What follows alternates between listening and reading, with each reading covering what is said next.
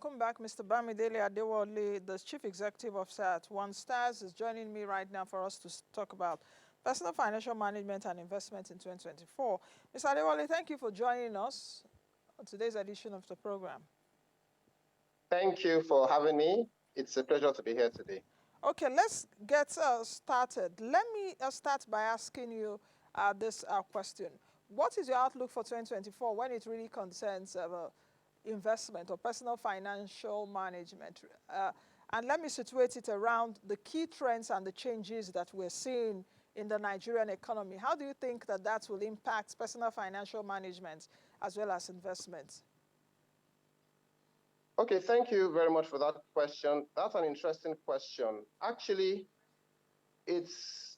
we are currently in a what I would call a VUCA economy. That's the VUCA. V for volatility, U for uncertainty, C for complexity, and A for ambiguity.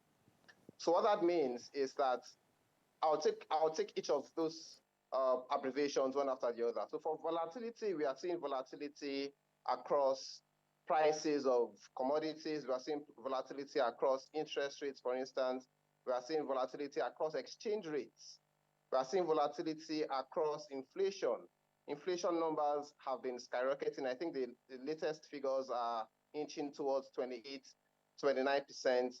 Some people are predicting it might hit 30% in the next couple of months. So there's so much volatility going on currently in the economic space. There's uncertainty. There's a lot of uncertainty regarding the political landscape, the new government, what reform initiatives are they going to come up with? How are the various aspects of the economy going to sort of interplay and sort of come together, collaborate, and create some meaningful progress economically? What's going on internationally in the international market? All of these things are creating a lot of uncertainty for the average Nigerian. And then, of course, there's complexity. There's just so many moving parts, just too many moving parts. There's the politics, there's the economics aspect, there's the socio-political landscape, there's insecurity that hasn't been sorted out. There are so many moving parts right now in the economy. So there's a lot of complexity going on right now. And of course, ambiguity. Now, related to complexity, there's people just don't really understand what's going on. Different analysts come up with different predictions, different views about things that are going on in the economy. So there's so much ambiguity.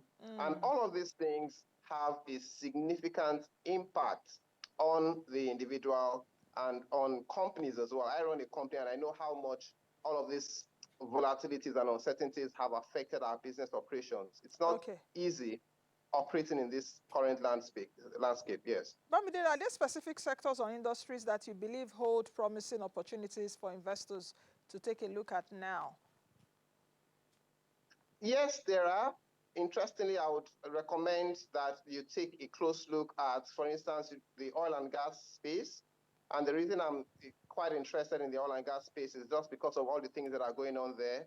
Of course, you know that the Dangote refinery was commissioned last year, and we're expecting that it's going to come full swing this year. There's so much going on in that sector. We have the fuel subsidy removal and its attendant impact on fuel prices. So from the point of view of a player, by a player, I mean someone who is interested in investing in that space, as maybe, for instance, you want to set up a petrol station or you want to do something around the oil and gas, whatever it is, you want to act as maybe a distributor or whatever, you might that space. A lot of things are going to go on in that particular space. Then, of course, real estate is one area that I think people should take a close eye on. Why? Because I think that just given all the initiatives of the government currently with, of course, ongoing urbanization, people moving into certain spaces and infrastructure, the government is taking a very, very keen eye on infrastructure. And I think that would obviously have an impact on demand for real estate. And then interestingly, agriculture.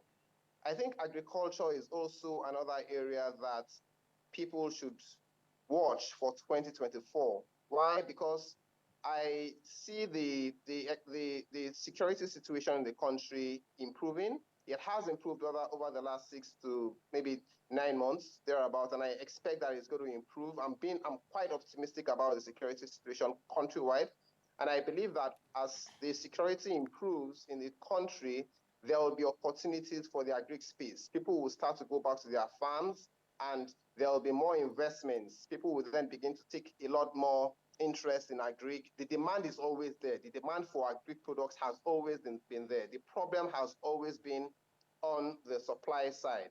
Now, once that supply side has been corrected, right, or once it is corrected, I expect that there will be growing interest in agri. So those are the three sectors that I would take a very close eye, watch very closely this year.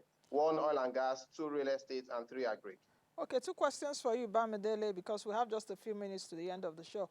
Are there some regulatory changes that you think that individuals should be mindful about that can affect their financial management? For example, I'm just giving, for example, now, the directive that came in from the central bank last year. Yeah, is it last year? Yes, when Yemi Cardoso, the CBN governor, did mention in his speech about recapitalization, for example. So I'm wondering if investors can also are also taking a look at some regulatory pronouncement or anticipation from regulators that would impact, you know, even some of these sectors which you've spoken about. Yes, definitely. Areas, I mean, you've given a very good example. The issue of recapitalization is something that I think we should take very seriously.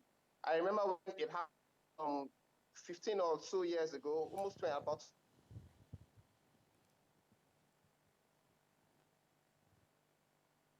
I think it was about 2-3 billion then. Yes, go ahead, Bamidele. Are you still there?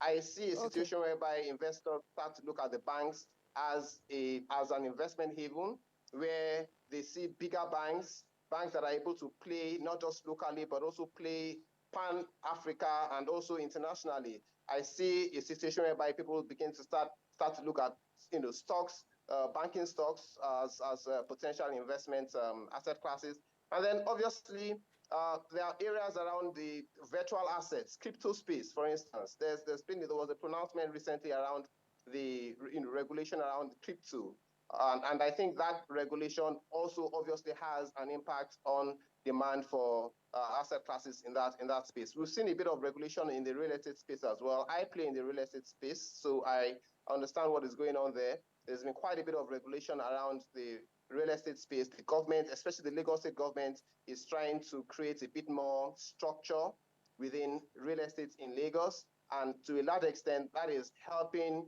create some level of confidence in real estate. Foreign investors are now beginning to feel a little bit more at ease regarding investing in Lagos and in Nigeria. So that's also another area that I think regulation has played a very key role. Mm. So what advice would you have for individuals that are looking to navigate, and not just navigate, but thrive in the Nigeria investment landscape this year? Because so much has been said about the outlook for this year, but how can people watching us right now thrive? Well, I think what people need to do is they need to understand that in periods of uncertainty like this, you can't afford to take too much risk. You can't afford to take too much risk because there are so many moving parts, as I said earlier. There are just so many things that are going on. And the truth of the matter is that the chances of you making a big mistake by taking a risk that doesn't work out is higher in an economy that is not stable, or in a period that is not stable, than it is in other periods or other economies. So what I would advise is trade with caution, right? Don't take too much risk. Invest in low to medium risk asset classes. If you must do high risk, if at all you must do high risk, don't invest your earned income in high risk investments. Rather, what I would recommend is you use the proceeds or the returns of lower risk asset classes to fund your high risk investments. So, for instance, you invest in treasury bills at, say, let's assume it's 5% per annum that you're getting as a return on your treasury bill investments. And let's assume that 5% amounts to 100,000. You can then take that 100,000 and then put in a higher risk investment, so that if anything goes wrong with that high risk investment, at least you know that you have your lower risk investment that is still producing income for you on a regular basis. So trade with caution. And I also want to advise people to create as many income lines as possible. If you have to get a side job, get different income lines,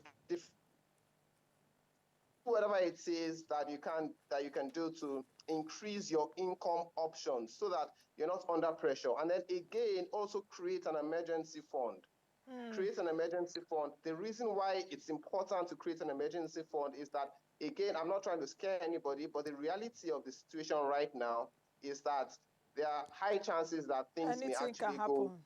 happen. Anything can happen. So you want to have something that you can fall Yeah, back on if yeah. things do go wrong. So those are the recommendations that I would make to Thank, potential investors out thank you there. very much, Bamidele, for even bringing that up. You need to set aside your anything can happen fund. It could be job losses, it could Absolutely. be sickness, it could be anything. So take a look at what happened in 100% correct. 2020. So anything can happen, Absolutely. money, just keep them by the side. And it should be like 3 to 6 months, you know, of your income or whatever. Just small percentages, put it there. So thank you Small for bringing that. percentages. Yes, thank you for bringing Yes. that up. All right, thank you very Yes. much for joining us on today's edition of the show, and have a wonderful day.